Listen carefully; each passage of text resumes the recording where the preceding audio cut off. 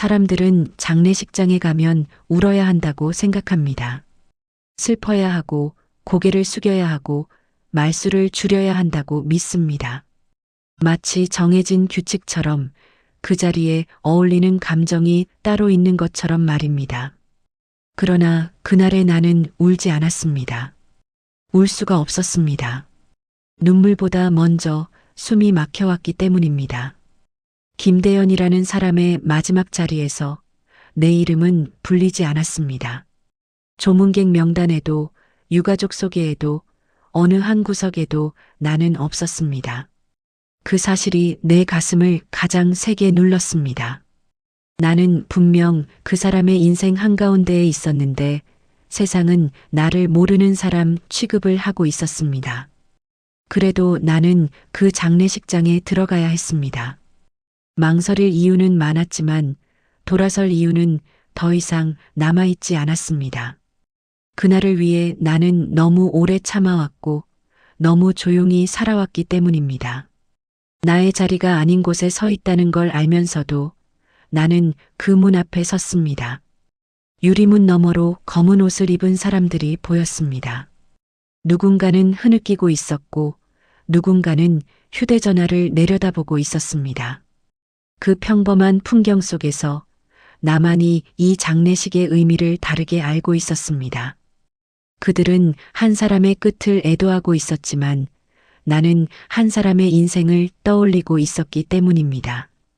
문을 열기 전 나는 스스로에게 묻지 않을 수 없었습니다. 지금이라도 돌아가면 아무 일도 없던 것처럼 살 수 있지 않겠느냐고 말입니다. 그러나 곧 알았습니다. 돌아간다고 해서 과거가 지워지지는 않는다는 것을요. 김대영과 함께한 시간은 너무 길었고 너무 깊었습니다. 지금 이 이야기를 끝까지 듣고 계신 당신이라면 아마 나를 쉽게 판단하지 못하실 겁니다. 누군가의 인생을 겉모습만으로 재단하는 일이 얼마나 위험한지 조금은 느끼고 계실 테니까요. 이 이야기가 끝날 때쯤 당신은 아마 한 사람의 침묵을 다시 떠올리게 될 것입니다. 조용히 고개를 끄덕여주는 것만으로도 이 이야기는 충분합니다. 나는 김대영과 법적으로 엮여있던 사람이었습니다. 세상이 말하는 관계로 설명하자면 나는 그의 배우자였습니다. 혼인신고를 한 것은 지금으로부터 15년 전이었습니다. 그날은 특별히 기쁜 날도 들뜬 날도 아니었습니다.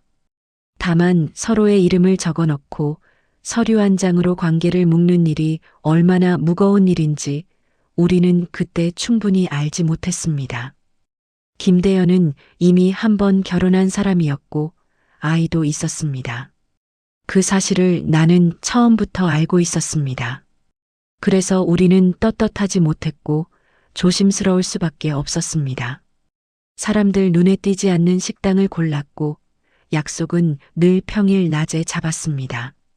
그는 늘 말했습니다. 조금만 기다려달라고, 지금은 때가 아니라고 말입니다. 김대연은 말수가 적은 사람이었습니다. 감정을 겉으로 드러내는 법이 없었고 중요한 선택 앞에서는 늘 침묵을 택했습니다. 결정을 미루는 것이 상처를 덜 주는 방법이라고 믿는 사람이었습니다. 그러나 시간이 흐르면서 나는 알게 되었습니다. 그의 침묵이 누군가를 지키기보다는 결국 모두를 상처 입힌다는 사실을 말입니다. 그의 말은 늘 비슷했습니다. 지금은 어렵다는 말, 조금만 더 기다리자는 말, 언젠가는 정리하겠다는 말이었습니다. 그 말들은 하루가 되고 한 해가 되었으며 어느새 15년이라는 시간이 되었습니다. 나는 그 사이 나이를 먹었고 내 인생의 계절도 여러 번 바뀌었습니다. 그러나 그의 선택은 끝내 바뀌지 않았습니다. 그럼에도 나는 떠나지 못했습니다. 김대연이 특별히 다정해서도 나에게 많은 것을 해주어서도 아니었습니다. 다만 그는 늘 조용히 곁에 있었고 그 침묵이 어느 순간 나를 붙잡고 있었기 때문입니다. 그렇게 나는 그의 인생 한쪽에 이름 없는 자리로 남아 있었습니다. 이제 와서 생각해보면 그때의 나는 김대연을 사랑했다기보다 함께 버텨온 시간을 쉽게 버리지 못했던 것인지도 모릅니다. 그리고 그 선택의 대가는 결국 내가 그의 장례식장 문 앞에 서게 된 이유가 되었습니다. 장례식장 앞에서 나는 한동안 움직이지 못하고 서 있었습니다. 자동문 앞에 서자 유리 너머로 안쪽 풍경이 그대로 보였습니다. 검은 옷을 입은 사람들이 천천히 오가고 있었고 누군가는 휴대전화를 들여다보며 통화를 하고 있었습니다. 울음이 터져 나오는 자리도 있었지만 대부분은 이미 감정을 정리한 얼굴들이었습니다. 그 평범한 장례식장의 모습이 오히려 나를 더 긴장하게 만들었습니다. 나는 그들 속에 섞여야 할 사람이 아니었습니다. 적어도 세상이 보기에는 그랬습니다.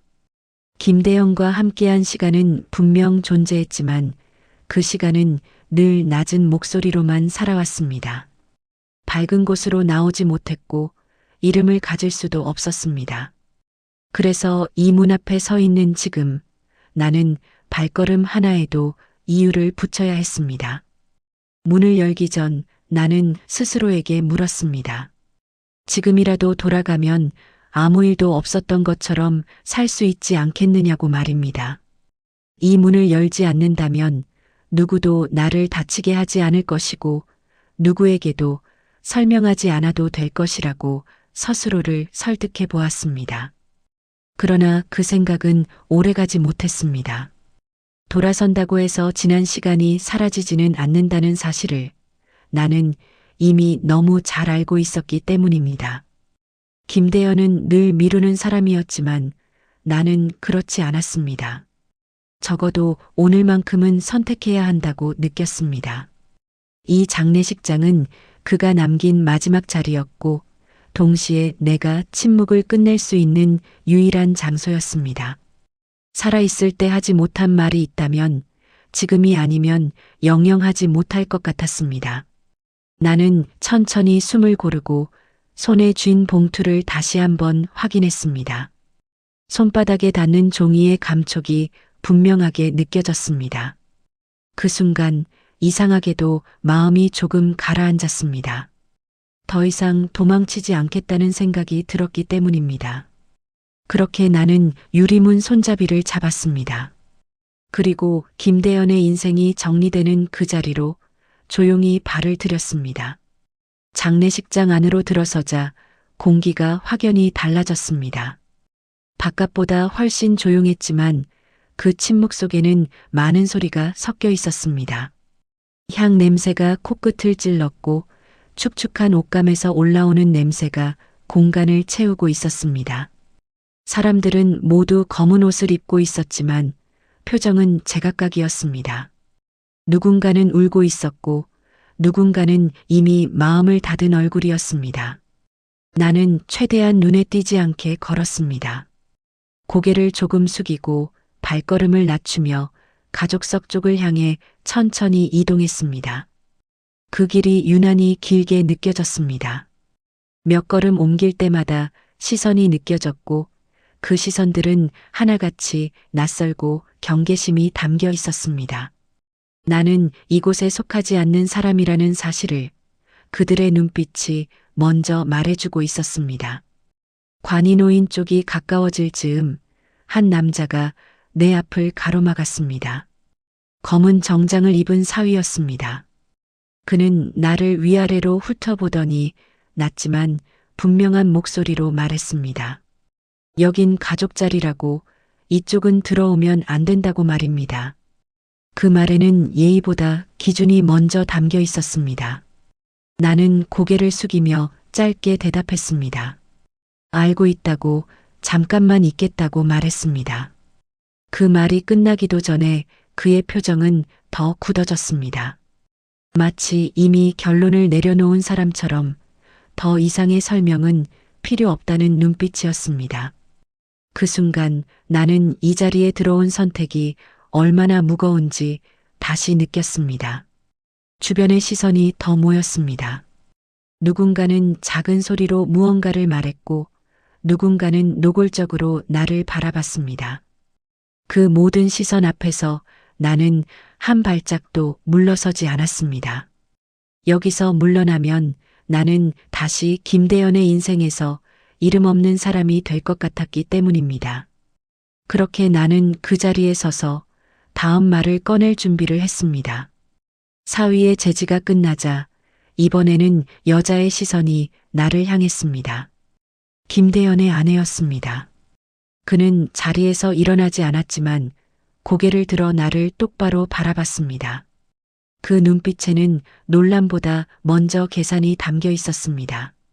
마치 이 상황을 어떻게 정리해야 할지 이미 생각하고 있는 사람처럼 보였습니다. 누구세요? 그의 목소리는 높지 않았습니다. 오히려 차분했고 그래서 더 날카롭게 들렸습니다. 장례식장 안의 대화는 모두 낮은 목소리였지만 그 질문만큼은 유난히 또렷하게 들렸습니다. 주변 사람들이 자연스럽게 말을 멈췄고 시선이 다시 나에게 모였습니다. 나는 잠시 입을 열지 못했습니다. 어떤 말부터 해야 할지 정리되지 않았기 때문입니다. 관계를 설명하자니 길어질 것 같았고 설명하지 않자니 이 자리에 설 이유가 사라질 것 같았습니다. 그 짧은 침묵 사이로 아내는 다시 말을 이었습니다. 관계가 있으신 분 같지는 않은데요. 그 말에는 의문보다는 정리가 담겨 있었습니다. 사람들 사이에서 작은 소리가 흘렀습니다. 누군가는 고개를 끄덕였고 누군가는 불편한 표정을 지었습니다. 그 반응들은 하나같이 나를 이 자리에 있어서는 안 될 사람으로 만들고 있었습니다. 나는 점점 장례식장의 한가운데서 고립되고 있었습니다. 그러나 이상하게도 그 고립 속에서 마음은 오히려 또렷해졌습니다. 이제는 더 미룰 수 없다는 생각이 들었습니다. 김대연이 평생 해오던 침묵을 오늘은 내가 대신 이어갈 수 없었습니다. 나는 조용히 가방 안에 손을 넣었습니다. 손끝에 봉투의 모서리가 닿았습니다. 그 감촉이 나를 현실로 끌어당겼습니다. 나는 고개를 들었습니다. 그리고 더 이상 물러서지 않겠다는 표정으로 그 자리에 서 있었습니다. 나는 아무 말도 하지 않은 채 봉투를 꺼냅니다. 봉투는 오래된 종이처럼 얇았고 손에 쥐는 순간 가볍게 휘어졌습니다. 그 가벼움이 오히려 이 자리에 어울리지 않게 느껴졌습니다. 나는 한 걸음 앞으로 나아가 봉투를 장례 지도사에게 내밉니다. 그 짧은 동작에 주변의 시선이 한꺼번에 따라옵니다. 장례 지도사는 봉투를 받아들고 잠시 망설입니다. 이곳에서 종이를 확인하는 일이 어떤 의미를 갖는지 그는 누구보다 잘 알고 있는 사람처럼 보였습니다. 잠시 후 그는 봉투를 열고 내용을 확인합니다. 종이를 읽는 시간은 길지 않았지만 그 사이 장례식장 안의 공기는 눈에 띄게 느려졌습니다. 누군가는 숨을 고르는 소리를 냈고 누군가는 시선을 피했습니다. 장례 지도사는 고개를 들어 나와 가족석을 번갈아 봅니다. 그리고 낮지만 분명한 목소리로 말합니다. 이분은 김대연 씨의 배우자로 등록되어 있다고 말입니다. 그 한 문장이 끝나는 순간 장례식장은 완전히 멈춘 것처럼 조용해집니다. 향 냄새도 발걸음 소리도 모두 사라진 듯 느껴졌습니다. 아내의 얼굴에서 가장 먼저 빠져나간 것은 표정이었습니다. 놀람도 분노도 아닌 아무것도 없는 얼굴이 잠시 머물렀습니다.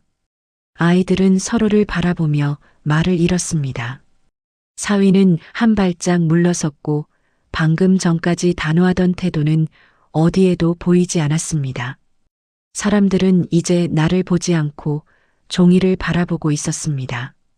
나는 그 어떤 시선에도 응답하지 않습니다. 설명하지도 해명하지도 않습니다. 그럴 필요가 없기 때문입니다. 종이는 이미 충분히 말하고 있었습니다. 나는 그저 김대연의 관을 바라봅니다. 살아있을 때 끝내 하지 못한 말들이 지금에서야 조용히 정리되고 있다는 생각이 듭니다. 그 순간 이 자리에 들어온 이유가 분명해졌습니다. 더 이상 숨길 것도 미룰 것도 없었습니다. 그날 이후 사람들은 나를 피하거나 멀리서만 바라봤습니다.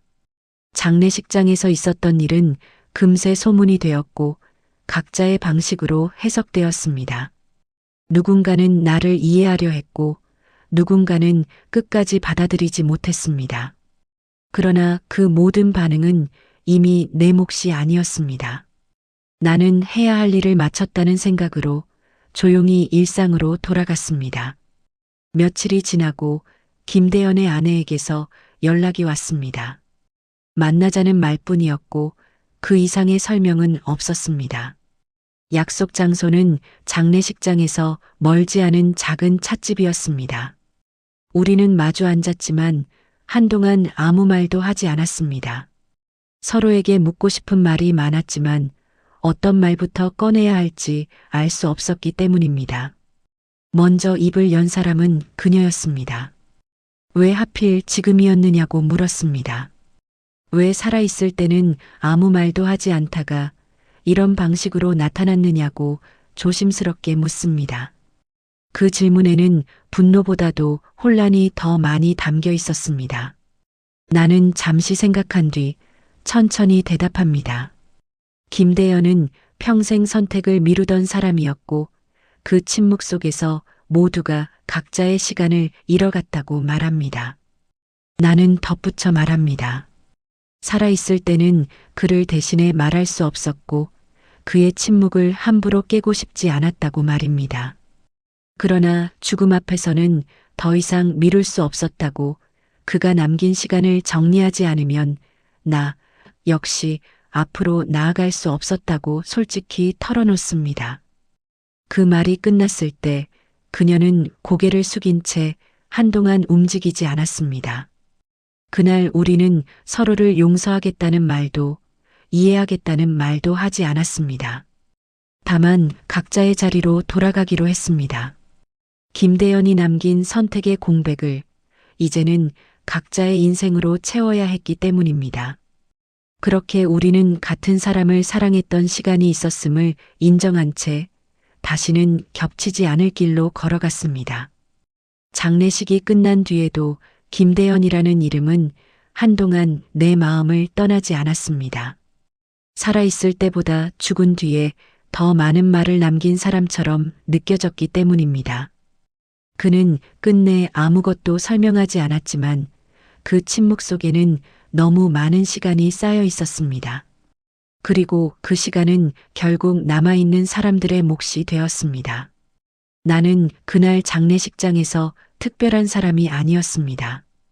공식적으로 불릴 이름도 없었고 박수를 받거나 위로를 받을 자격도 없었습니다.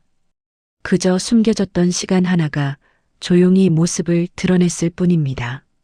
그러나 그 순간만큼은 분명히 느꼈습니다. 침묵으로 덮어두었던 관계도 언젠가는 마주해야 할 날이 온다는 사실을 말입니다. 김대현의 아내 역시 마찬가지였을 것입니다. 그는 한 사람의 죽음을 애도하러 왔다가 자신이 몰랐던 인생의 일부를 마주해야 했습니다.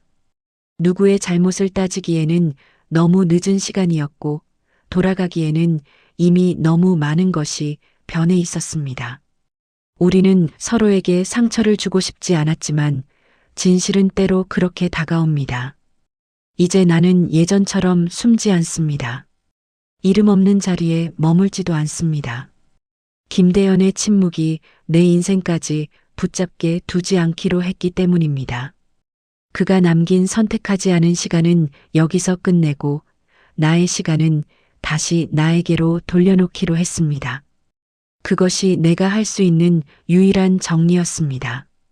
이 이야기를 듣고 계신 당신도 혹시 말하지 못한 관계나 미뤄둔 선택이 있으신가요? 지금은 조용히 넘어갈 수 있을지 몰라도 언젠가는 마주해야 할 시간이 올지도 모릅니다. 침묵은 편할 수 있지만 그 대가는 생각보다 오래 남습니다. 오늘 이 이야기가 당신에게 작은 질문 하나를 남겼다면 그걸로 충분합니다. 당신의 침묵은 아직 안전한가요?